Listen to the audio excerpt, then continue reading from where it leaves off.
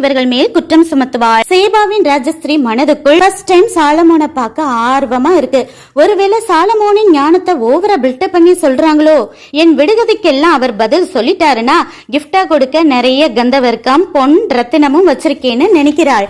அவளின் கேள்விக்கெல்லாம் சாலமோன் பதில் அளித்த பிறகு வாவ், என்ன ஞானம், இதில் பாதிய கூட எனக்கு சொல்லலையே.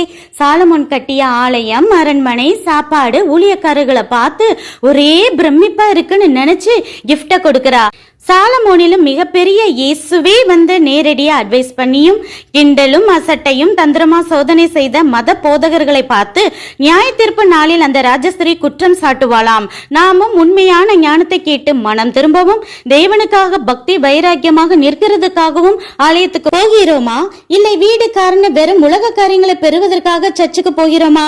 வெறும் இமைக்காக மட்டுமே தேடி போகிறோம் என்றால் அது பிரயோஜனமே இல்லை என உணர்வோம். ஞானத்தை கேட்க எவ்வளவோ தூரம் பிரயாணம் செய்த ராஜஸ்திரீ விலை மதிப்பில்லா ஞானத்தை பெற பொன் ரத்தினம்னு எதை வேண்டுமானாலும் இழக்க தயாராக இருந்தாள். ஆனால் இப்போ உலக தேவைக்காக ஞானம், ஆவிக்குரிய வாழ்க்கை, ஊழியம், ஏன் கிறிஸ்துவே இழக்க பெரும்பாலானோர் தயாரா இருக்கிறாங்க. தேவனுக்காக நாம் எதை இழந்தாலும் இம்மையிலோ இல்லை மறுமையிலோ அதுக்கான பலன் நிச்சயமாக நமக்கு கிடைக்காம போகவே போகாது. சேபாவின் ராஜஸ்திரீ போல தேவனுக்காக நாம் எதனாலும் இழக்க தயாராக இருக்கணுமே தவிர வேறு எதுக்காகவும் தேவனை இழந்தா கடைசியில் நம்ம வாழ்க்கை வெறும் பூஜ்ஜியம் என்பதை உணர்ந்து இன்றைய மனம் திரும்புவோம். நன்றி.